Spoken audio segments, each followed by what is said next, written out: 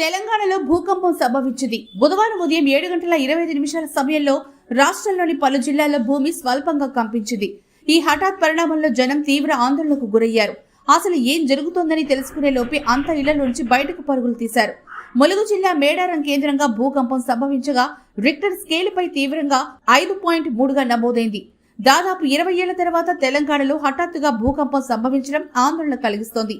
ముఖ్యంగా హైదరాబాద్, ఉమ్మడి ఖమ్మం, నల్గొండ, వరంగల్, రంగారెడ్డి, హన్మకొండ, మంచిర్యాల, పెద్దపల్లి, యాదాద్రి, రంగారెడ్డి జిల్లాల్లో సుమారు 7 సెకండ్ల పాటు భూమి కంపించినట్లుగా తెలుస్తోంది.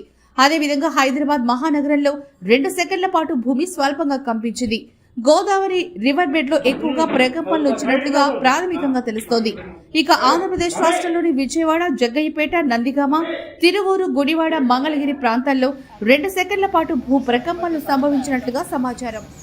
ఉదయం 7:28 నుండి 7:29 మధ్య 30 సెకండ్స్ పాటు భూమి కంపించి తీవ్ర శబ్దాలతో ఇంట్లో ఉన్న సామాన్లన్నీ కూడా కదలడం జరిగింది. ఈ తీవ్రతకు ఇంట్లో ఉన్న వాళ్ళందరూ కూడా భయాందోళనలకు గురై రోడ్ల మీదకి రావడం జరిగింది. మా పాప బయట కూర్చుంది, సోఫాలు మొత్తం కదులుతున్నాయంట సామాన్లు. ఎంతసేపు అవుతుంది మీకు ఇట్లా కదలబట్టి? 5 నిమిషాల కిందనే బెడ్ కిందికి పోదాం అనుకున్నదట, అదే సోఫా కిందికి పోదాం అనుకున్నదట చిట్టి. అటు నుంచి వచ్చింది అక్క మొత్తం కదులుకుంటా అంటుంది. అంతే ఇక షాక్ అయినాం.